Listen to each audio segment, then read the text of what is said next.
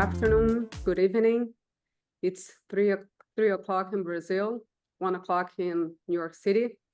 Hello, everyone, and thank you all for joining us today. On behalf of the Radiologia Society of Rio de Janeiro and OCAD, I want to welcome and thank you all.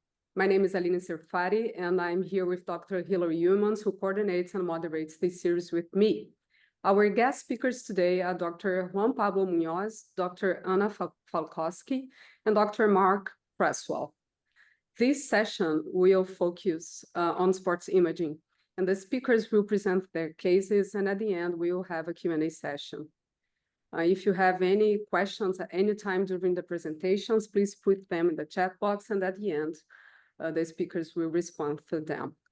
The presentations today will be recorded and available on demand on the OCAD website, which is ocadnmsk.com, and on the YouTube channel of the Radiologia Society of Rio de Janeiro.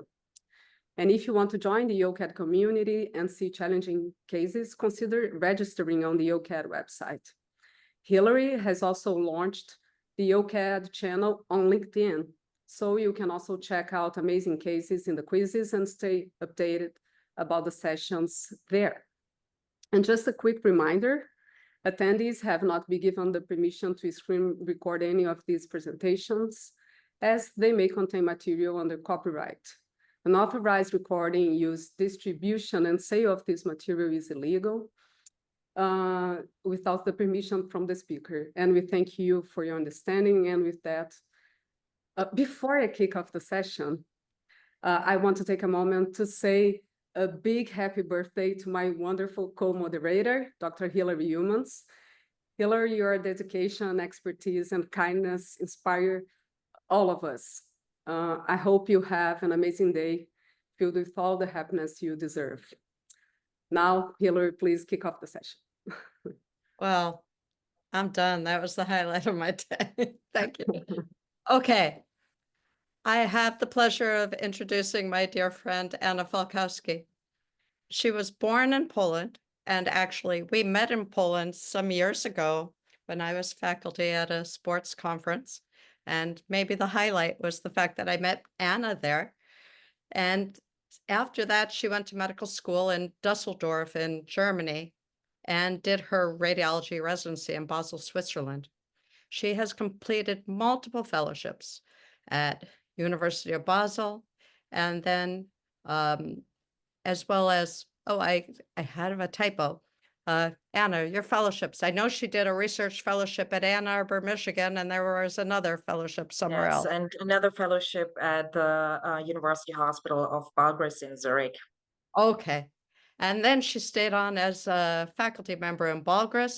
And after that, she has moved her show on the road, and she's now in Winterthur, Switzerland since 2021. She has received numerous awards, including a Certificate of Merit at the RSNA, very impressive.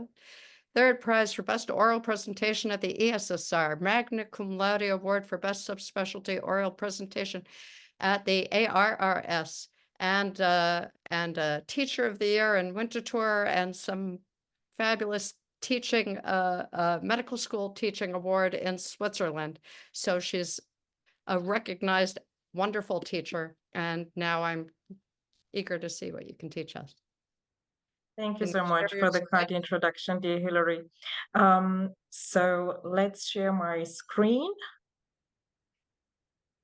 So there we go. OCAD sports imaging case. This is a case regarding the knee.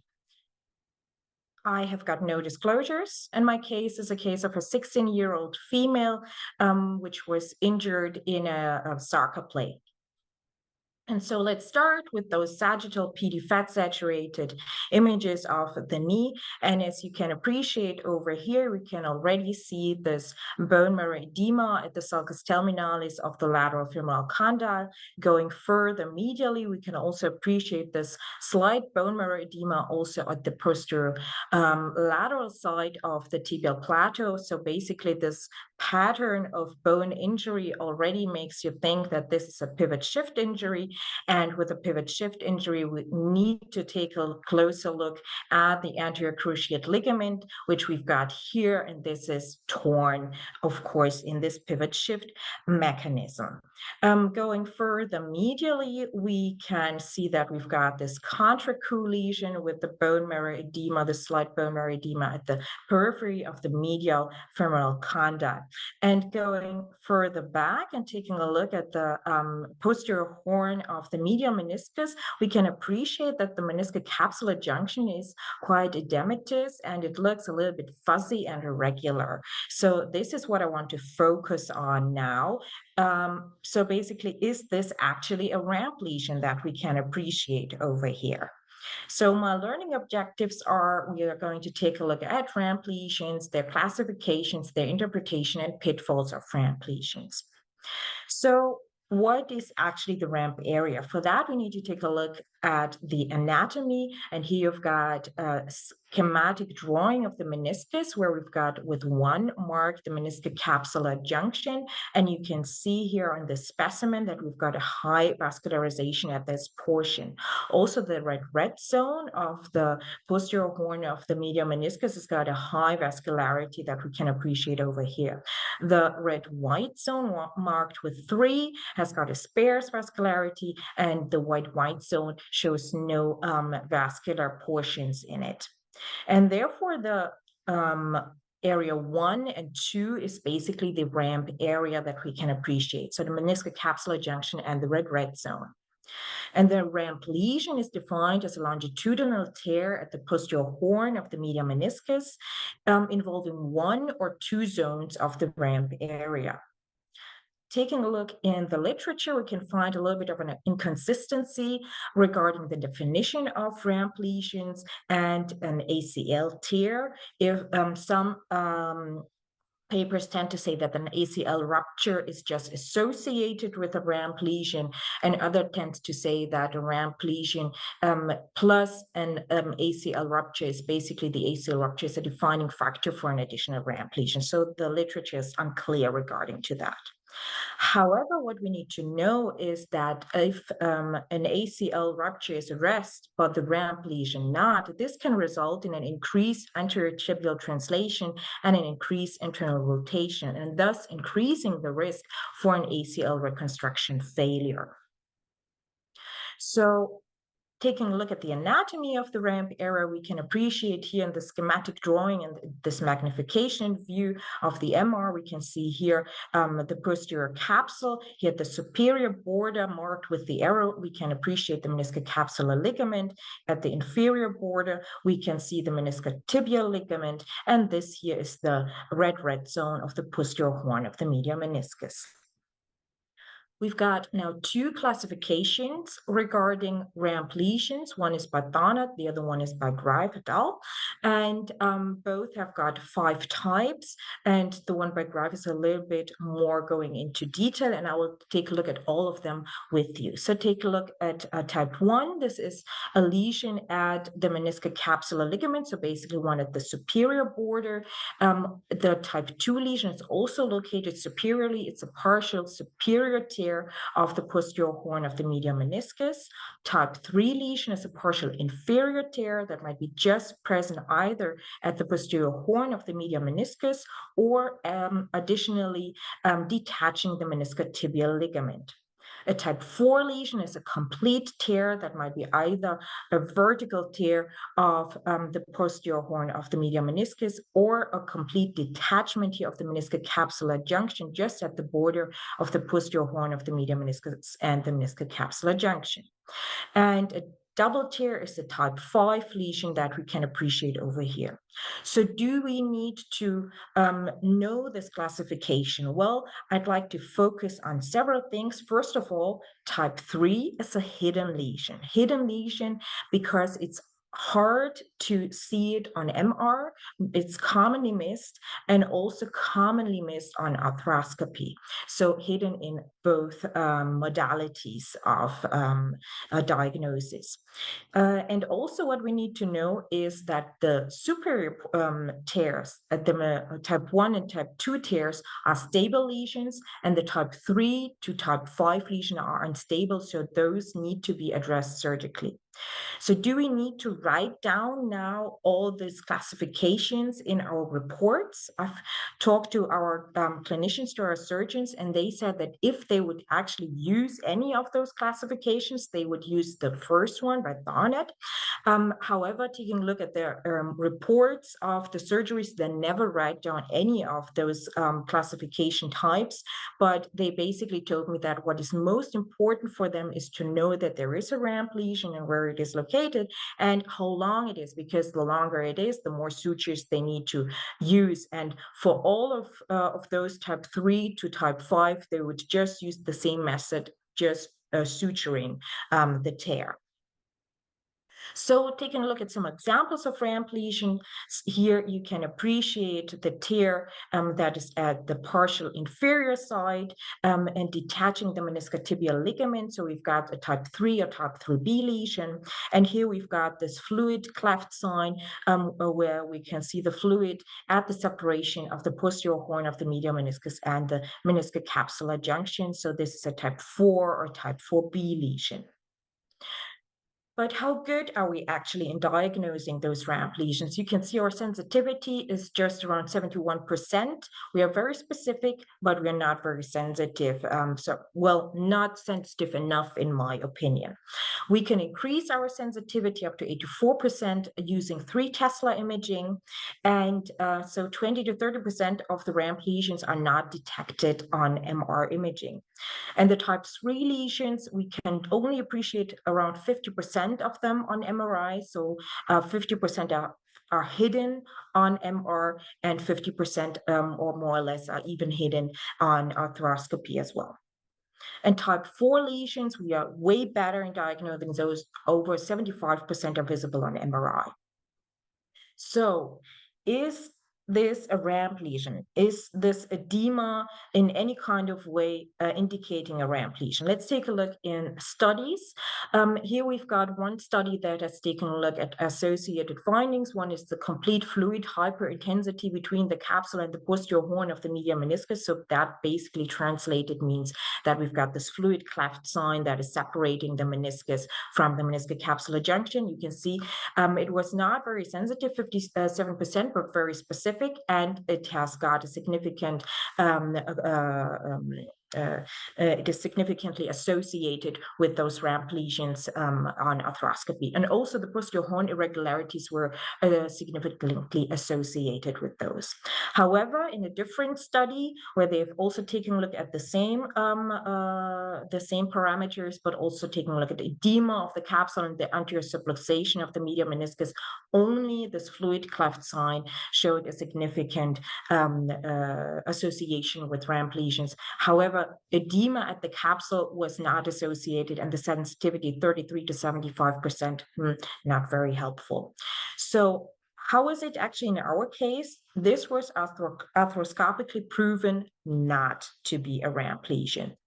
So the patient was addressed for the anterior cruciate ligament tear with the anterior cruciate ligament reconstruction, and they did not have to suture the posterior horn of the medial meniscus because it was intact.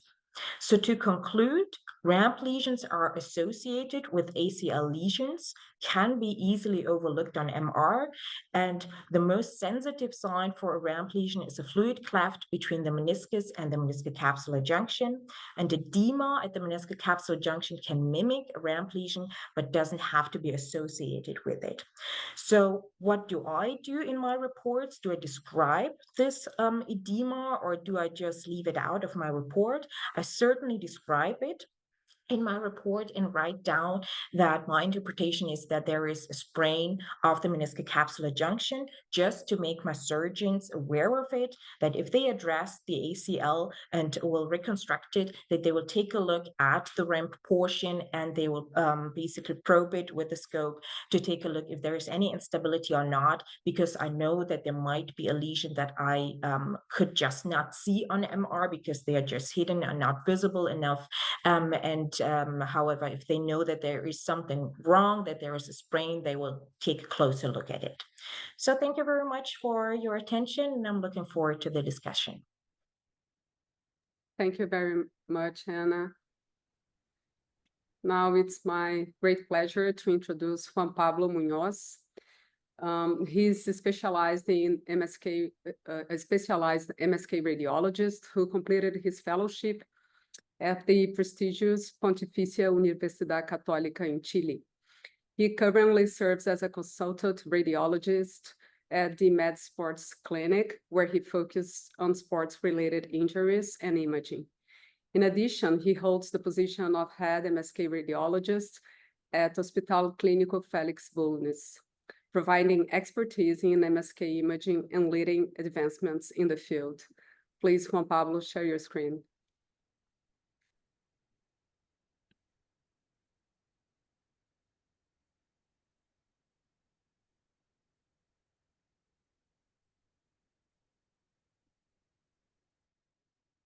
It's showing all right? Yes. Okay. Thank you, Aline, for the kind introduction. And thank you for having me for the second time.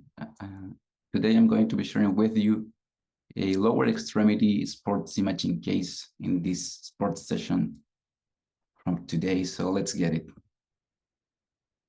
This is an 18-year-old male who is a footballer or soccer player, if you will.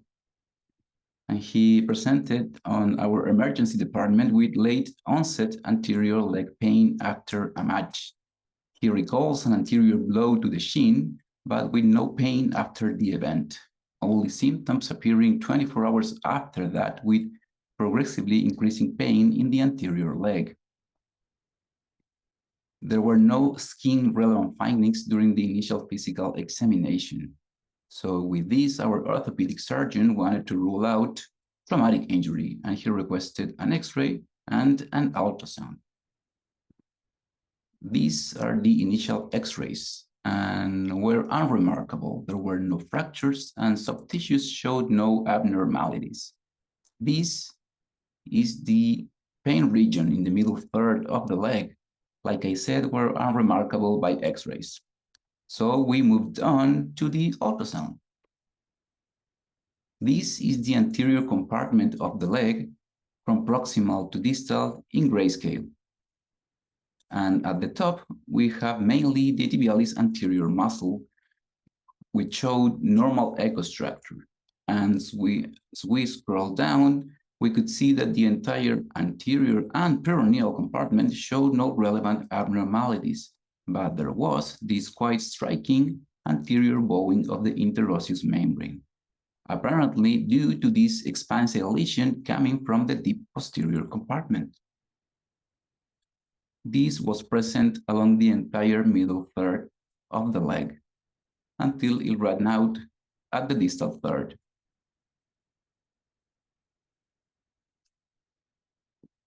On the left, we have 4 consecutive slices of that ultrasound, and I'm going to overlay this diagram to give you some references.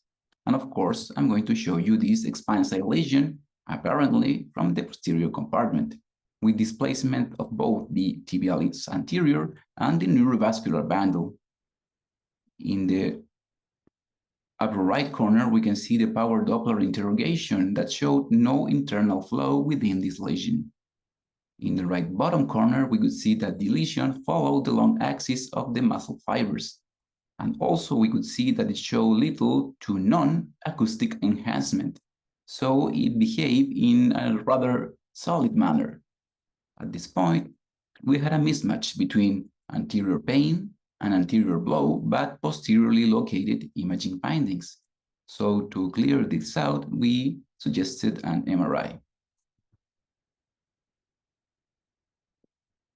the left, we have the T2, and on the right, the DP fat saturated, both in axial. And as I scroll down, we can see mild edema within the tibialis anterior muscle. And once we reach the middle third of the leg, we see this expansile lesion that is in fact coming from the deep posterior compartment. It is within the posterior tibialis muscle, and it is protruding into the anterior compartment. Very similar to what we saw during the ultrasound. Of course, we could also see a fair amount of edema within the remaining portions of the tibialis posterior muscle. A lot of intermuscular edema as well. Let me show you some key images from the studies that I've just shown you. On the left, we have, of course, the ultrasound and what we thought it was anterior bowing of the membrane with displacement of the neurovascular bundle.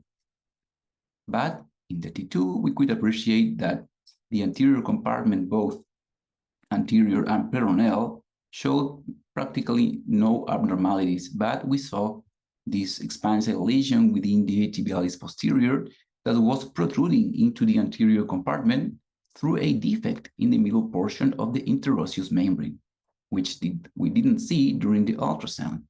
This was easier to see in the fat-saturated images, where we can clearly see the torn ends of the middle portion of the interosseous membrane, as well the mass effect over the neurovascular bundle in the anterior compartment. Let me show you some companion images.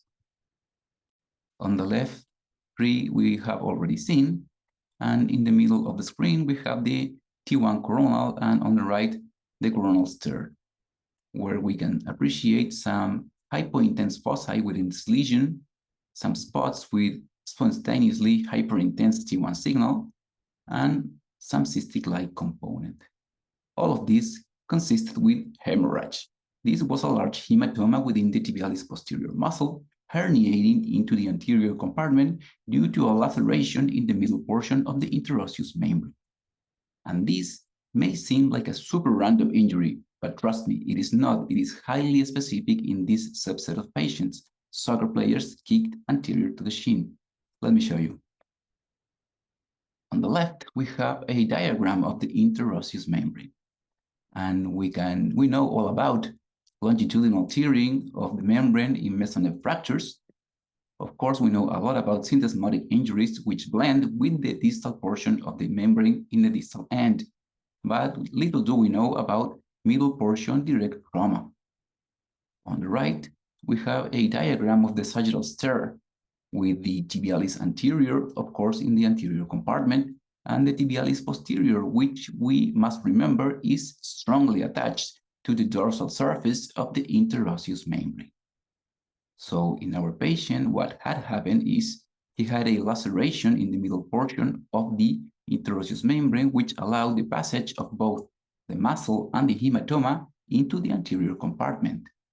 This may be due to force transmission, which initially spared the belly of the tibialis anterior, but pierced the interosseous membrane, allowing the herniation. One thing that I didn't show you from the first ultrasound is the spectral interrogation of the tibialis anterior artery.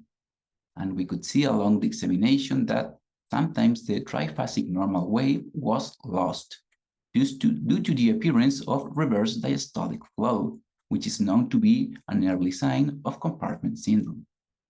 On upon further investigation, the patient revealed pain with passive motion of the ankle. And on top of that, he suddenly remembered that a couple of years before, he had already been decompressed in the other leg for a very similar phenomenon. So with this information, this patient underwent surgical drainage of the hematoma, and he did just fine. Whenever I talk about compartment syndrome, I think of this slide, because we have real clear cutoff values of CK levels when we have rhabdomyolysis.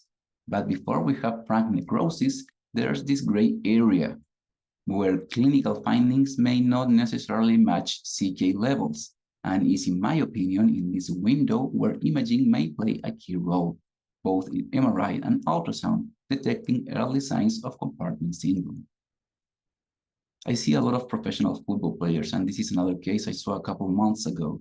This, on the left, we can see the bowing of the interosseous membrane, and on the right, the normal leg with no alterations in the anterior compartment.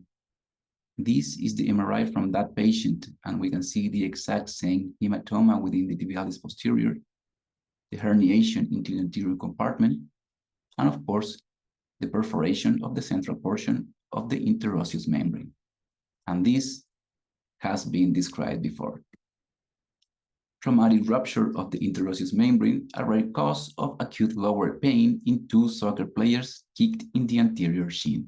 The exact same mechanism and the exact same clinical and imaging findings of my 2 patients. This is from 2022 skeletal radiology. Let me show you their original pictures. We can see that the imaging findings are quite the same. My pictures, I think, are nicer, but whatever. The yellow arrow is pointing out to the interosseous membrane and the hematoma, and the red arrow points to the neurovascular bundle. If you look to the right bottom image, you can see that they attempted percutaneous drainage of the hematoma, which in our patient was not feasible, mainly because it was mostly clots that won't come out even with large bore needles, so we didn't try that. With that, I'll leave you with my take-home points from these cases. This is a highly specific and predictable pattern of injury in soccer players. This is not a random hematoma that just happened. When you have anterior trauma, think posterior compartment. That's the way to pick up these lesions. Otherwise, you can run over them and just miss them. And finally, expect potential complications. One of my patients, and as well one of the patients in the review I just shown you, presented with acute compartment syndrome, or at least early signs of it. So with that, I thank you once again for the kind invitation, and thank you all for your attention.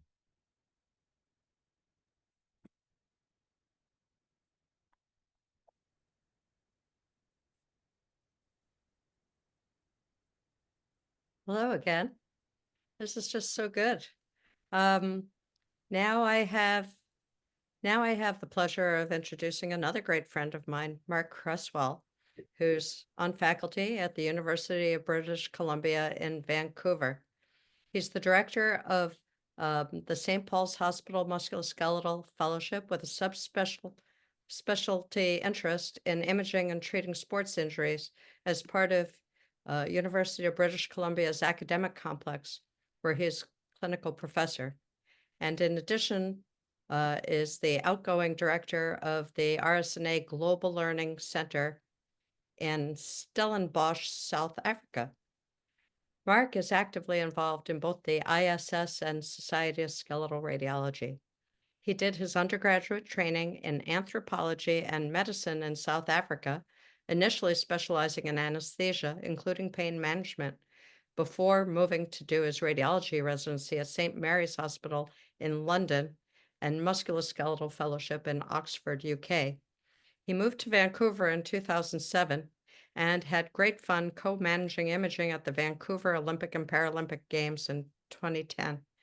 He still likes to get involved in real medicine and has been actively involved with Médecins Sans Frontières, I butchered that, for 20 years and works at Whistler on ski patrol. Okay, Mark, I hope you can share your screen. Turn your audio on. Muted. He's muted. He's asking me to unmute him. Oh. Milene, você pode desmutar o Mark, por favor? Mark just asked the secretary of our society to unmute you.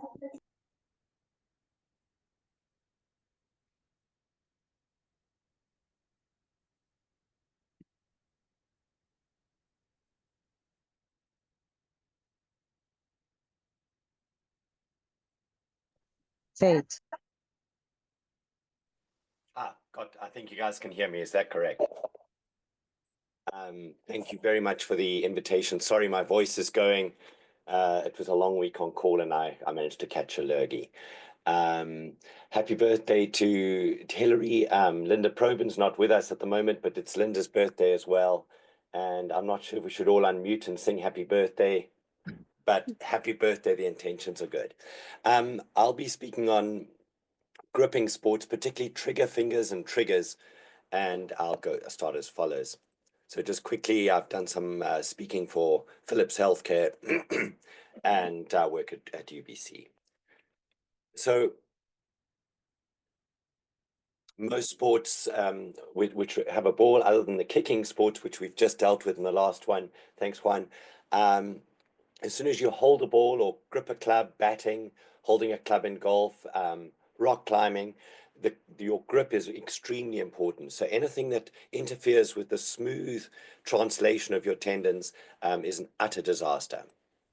So we're going to be looking at tendinopathy, particularly where there's focal swelling of a tendon, masses, inflammatory arthropathies, which can cause synechia with those tendons, and foreign bodies.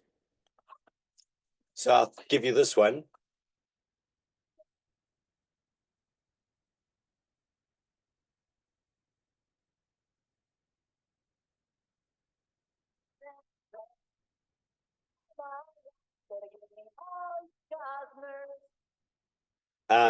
So the first patient is actually one of our senior heart transplant surgeons. They presented with an inability to control their fine finger coordination and had massive triggers of all their fingers.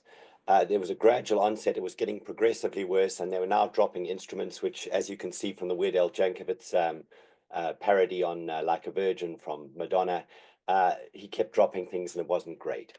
So this is what we saw when we first ultrasounded him. This is with an open hand in the carpal tunnel, and with a clenched fist, it drew this mass through the carpal tunnel. So we saw on the longitudinal view this large, can you see my pointer at all? My pointer is visible, good. Yes.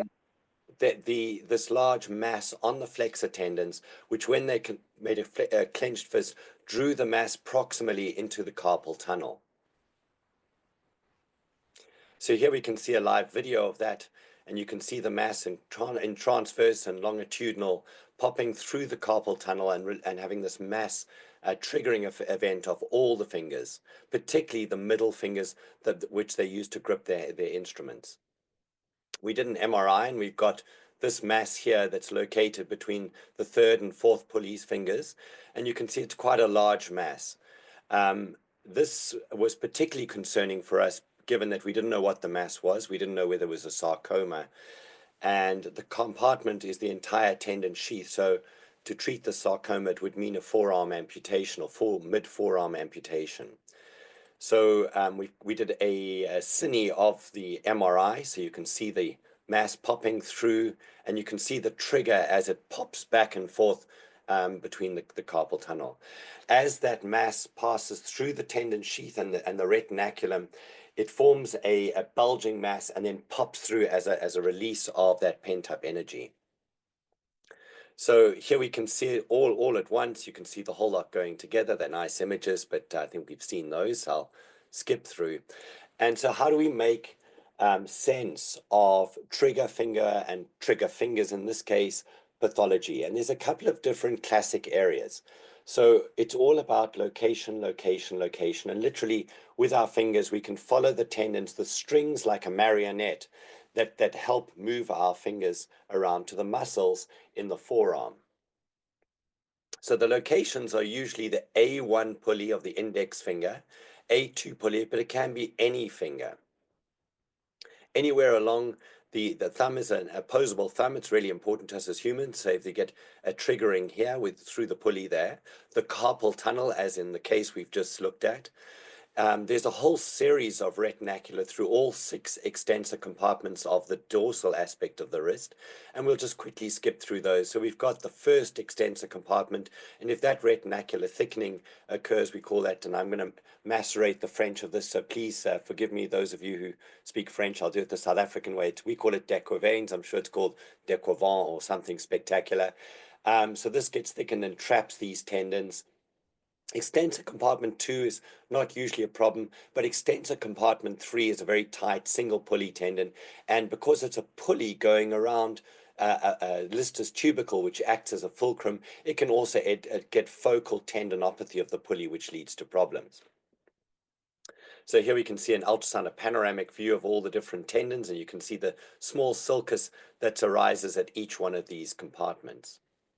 So here we have Lister's tubercle, the extensor pollicis longus tendon, and it comes around Lister's tubercle, using it as a fulcrum through its retinaculum, which will act as a pulley, and we end up, I'm just going to go through that, it changes direction, and any swelling as that tendon rubs over around the Lister's tubercle can result in focal swelling of that tendon, and you get triggering of the thumb, with the extension of the thumb being affected.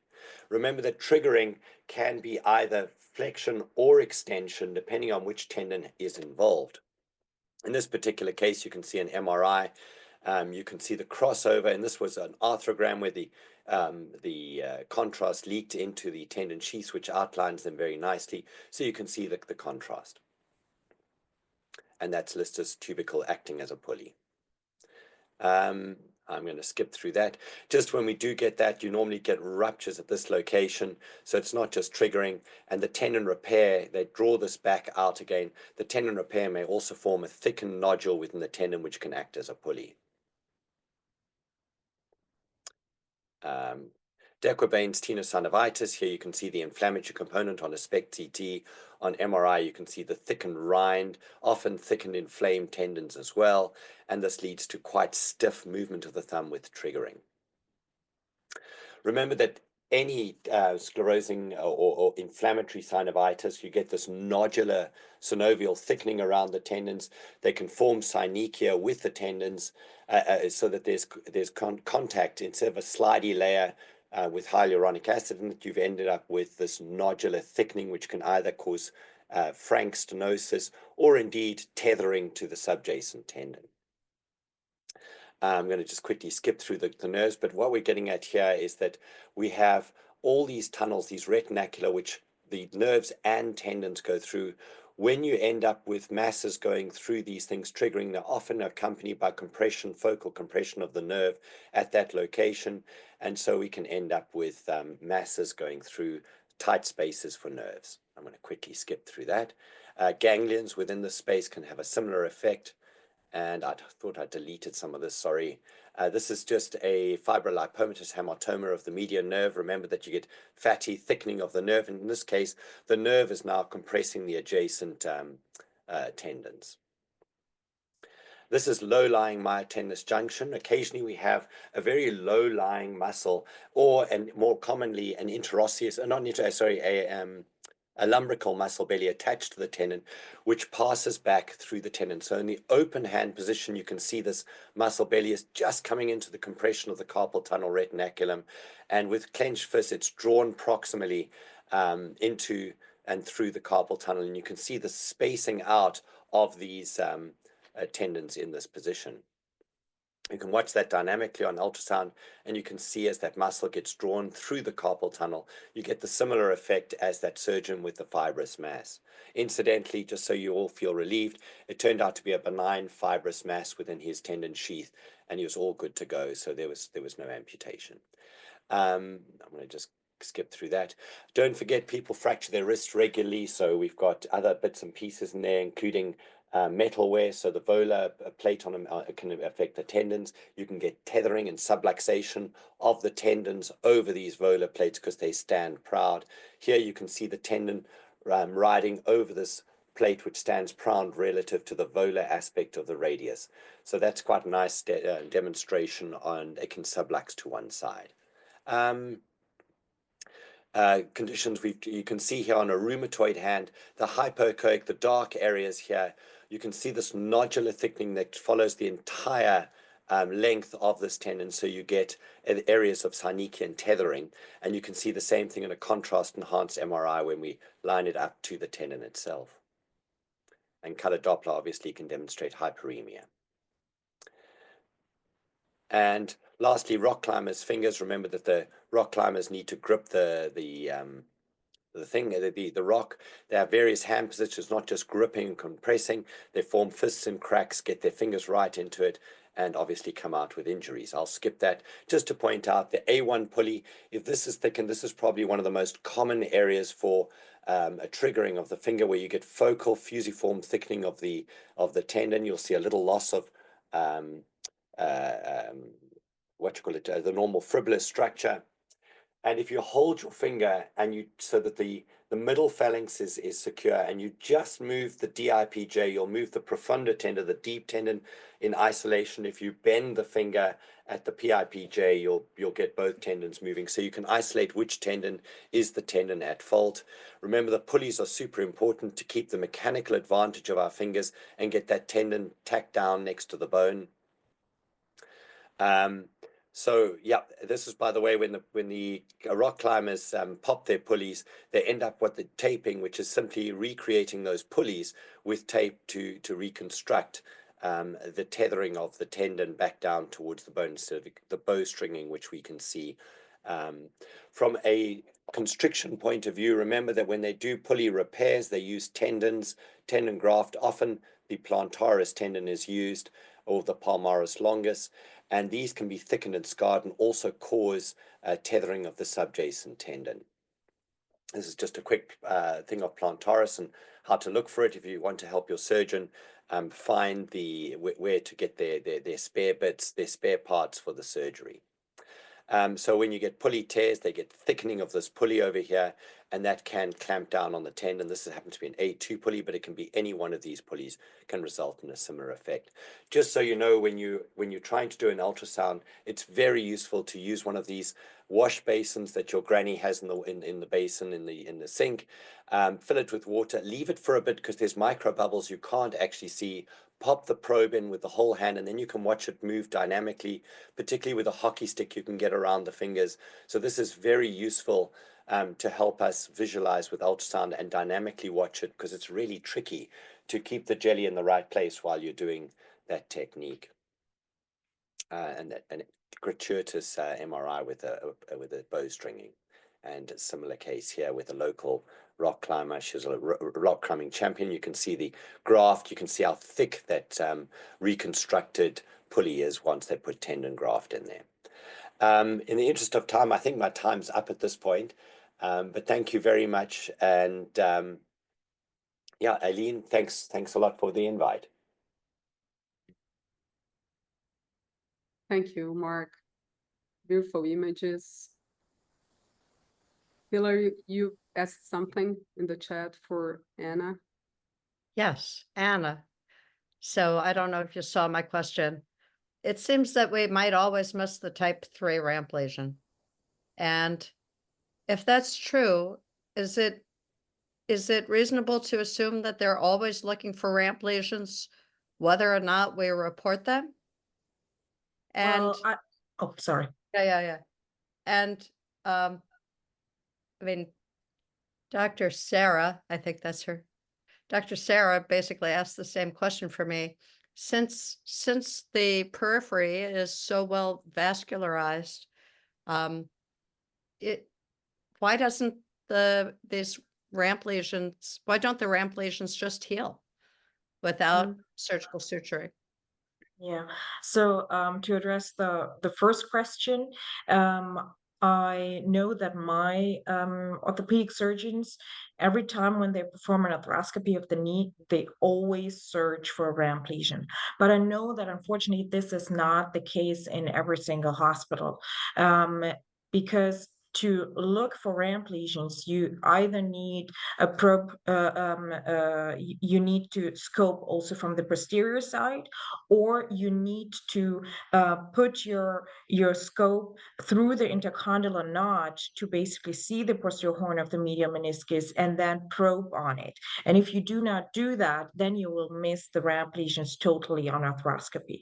And so my surgeons always tend to do it, no matter what I report. But they are always grateful if I make them already aware of it, that there is a ramp lesion or not. Regarding the second question, which was why do ramp lesions not heal if they're in an area that is highly vascularized? The problem is that there is a high mobility in that area. So basically, the moment you move your knee, this ramp lesion tends to open up, and therefore it doesn't matter that you've got high blood supply over there. This tear will always open up again. So basically, you need to suture it. Like you would basically try to support fracture healing by putting on a plate. Here you support healing of the meniscus by putting in a suture, and then the vascularization can help to make it heal on its own later on. And while the white zone tears over there, because there is no vascularity over there, a suture would not help at all, because this is not sufficient enough. The body needs to heal the meniscus, and since there is no vascularization, they would basically resect this portion at the white zone if there is a tear over there. Sure. Should I ask Mark my question? Yeah, sure. Okay, Mark, Hi. this is just actually a personal practice question, because I know we work with ultrasound techs, and they have been instructed to measure the finger pulleys both anteriorly and bilaterally.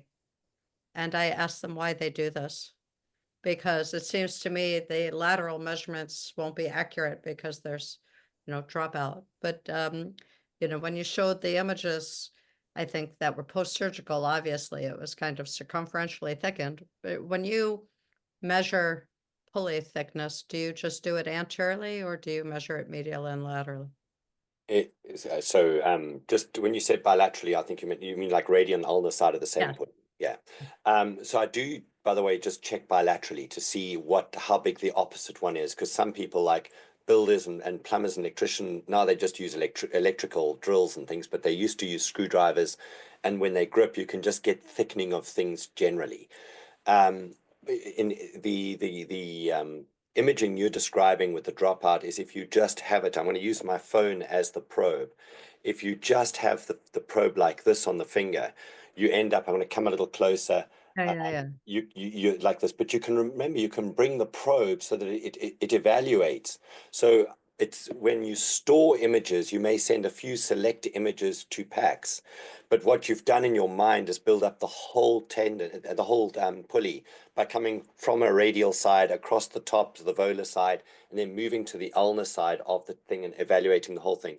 To me, it doesn't really matter where it's thickened. If it's thickened and it's leaving, so I go longitudinally and I'm flexing and extending the finger, watching whether the tendon is focally stopped or not. Because if I can see it bulging up and buckling, trying to get through, that there's a problem.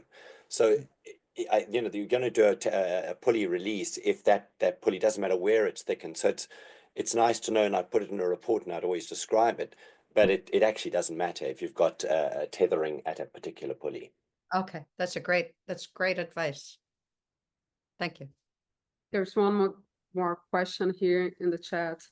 Anna, do you think that the word frame is an appropriate term to describe the equivocal RAM3 lesion, or do you say meniscocapsular sprain? No, so for meniscocapsular sprain, I would only describe if I just see an edema at the meniscocapsular junction, but without any tearing, basically the case that I've showed you from that 16-year-old female. But if I see a tear at the partial inferior side of the medial meniscus, basically the one example that I showed you, then I describe it as a ramp lesion, which is just at the partial inferior side. So I describe it as a tear of the meniscus at that portion, but not as a sprain. You're welcome. Okay, I don't see any more questions. So thank you all for tuning in today. We'll be taking a break in December, but mark your calendars. The next session will be on January 24th in 2025. We're excited. Next year, we're excited to introduce a new session format, pairing a radiologist with an orthopedic surgeon to discuss cases. And we can't wait to see you back in January. Until then, happy holidays, and thank you for being part of our growing community.